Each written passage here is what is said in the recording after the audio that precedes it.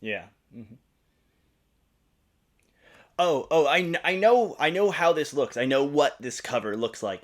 But the movie's, believe me, the movie's not really that. It's not this kind of movie, but it kind of is, but it's not. It is. But hi, I'm Adam Caesar. I write books and I talk about horror movies on the internet. Follow me if you want to see more videos like this. This is Jess Franco's Night of the Blood Monster, which does not have a blood monster in it, but it is better known by its better title, The Bloody Judge. I understand why Blue Underground put the new art they did on this movie, because the movie itself is a little bit of a deeper cut, a little bit more of an ask to get people to kind of be interested in and care about. But also, I think putting that much salacious content on the cover kind of does the movie a disservice. Jess Franco was a Spanish film director. He was incredibly prolific in both the horror, exploitation, and sexploitation erotic film genres.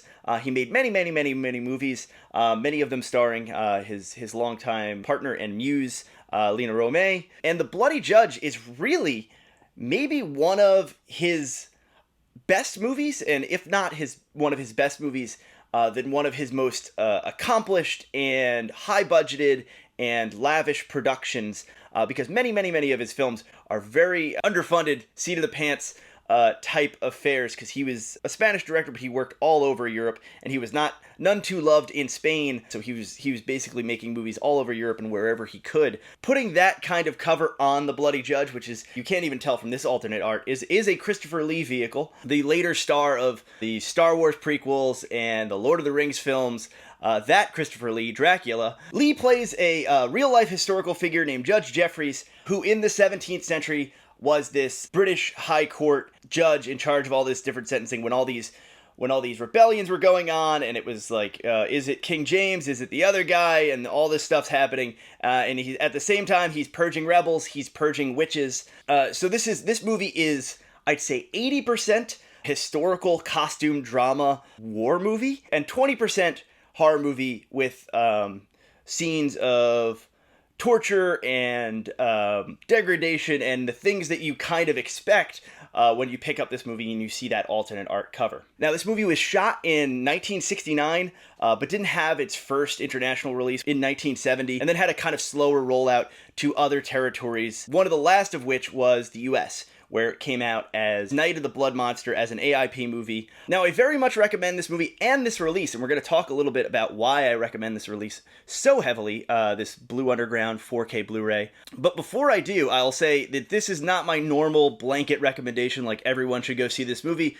Clearly, this movie is going to not be for everyone, not for every age range and audience. But more than that, if you haven't seen the movies that kind of come before this, and the movies that Jess Franco, for lack of a better term, is paying homage to, that he was told by producer Harry Alan Towers, hey, make a movie like X, you really at least should see two. You should see The Witchfinder General first. You should see Vincent Price Witchfinder General.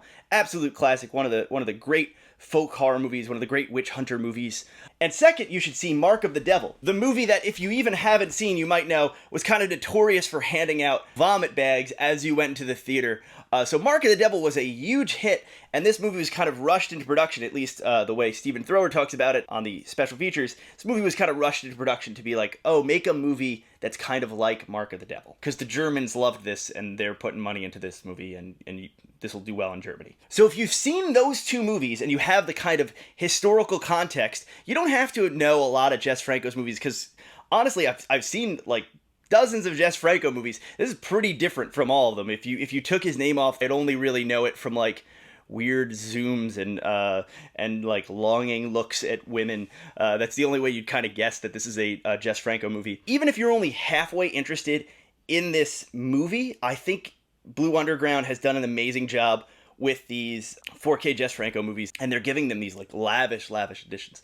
So this is a 2-disc set. The first disc is the movie in 4K. It has the Night of the Blood Beast title on it, and then occasionally, the movie's in English, Christopher Lee is using his own voice, but occasionally, to show you the longer cut of the movie, it'll switch to German language, and that's when you know, okay, I'm about to see probably something more extreme than what the American version would have shown, because they're all speaking German all of a sudden. And that disc also has 3 different audio commentaries. The one I listened to was the one with Kim Newman on it, because I really like Kim Newman when he shows up on special features. It's great. It's really, really good, gives you good context, and I'm sure the other 2 are good too. I'll listen to them soon. And then the second disc has different alternate scenes for different markets, trailer reel, stuff like that, the same 3 commentaries, but it also has 3 different featurettes that are like around a half hour each. The first one is vintage interviews that they must have done for the first Blue Underground release of this movie, with both Christopher Lee and Jess Franco. And it's fascinating to hear these guys talk. They're both no longer with us. Christopher Lee is just a consummate gentleman. He basically talks about how he hasn't seen this movie because he heard there's like a lot of blood and gore in it, and he's not like that big into it. But he also talks about his relationship with Jess Franco, which sounds very sweet. He's very complimentary, and the real life inspiration, the research that he had done into British history and Judge Jeffreys. He has this strong tie to history and wanted to portray a historical personage in a nuanced and authentic way, which kind of really, really helps the movie. It elevates the movie. The second one is Stephen Thrower, who wrote the book on Jess Franco, and when I say wrote the book, I mean actually 2 books. He wrote 2 giant doorstop volumes talking about all of Jess Franco's movies. He just talks about the movie itself and how it was produced and the people in it and the fact that it's this international co-production. Wonderful, wonderful thing. If you only watch one of the special features, I would actually watch that one. And then the third one is this great discussion with Thrower again and with director Alan Birkinshaw talking about the producer of this movie, Harry Alan Towers, who his story is basically like, could be a movie in and of itself. It's like he might have been a spy. He might have been involved in trafficking. He made a ton of movies, 9 of them with Jess Franco over like a couple year period. Just a super interesting guy, something I didn't know a ton about, but I'm so happy to have watched that special feature. So this is one of those movies where if you're interested in movies, if you're interested in European exploitation, European co-productions, how these movies got made, what the deal was with them, like kind of sleazy characters that took advantages of all these different subsidies from all these different countries, and you wound up having a movie with German money in it, made by a Spaniard, in Portugal, because he's not allowed to go to Spain. Like, all these different things are so interesting to me and so amazing. You know, we're 50 years removed from this style of making movies, and it still kind of lingers. These kinds of movies still appeal to people, is wonderful. And I think Blue Underground should really be applauded for making an effort and putting out discs like this. And the transfer itself, I've talked about it before. I think these are like the best 4Ks. I think Blue Underground was like one of the first labels to get into the market to put their money where their mouth is and put 4Ks out. Just the way the texture of it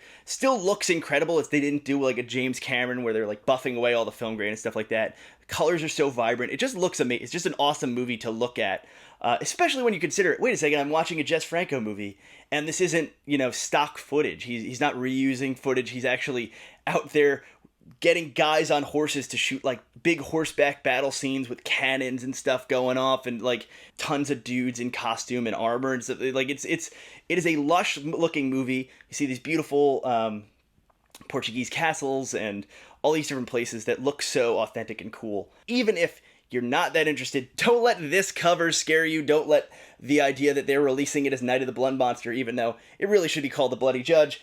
Don't let that scare you away. This is a movie that, if you're at all interested in European exploitation and these kinds of films, or if you're a fan of Christopher Lee, you'll really, really, really enjoy.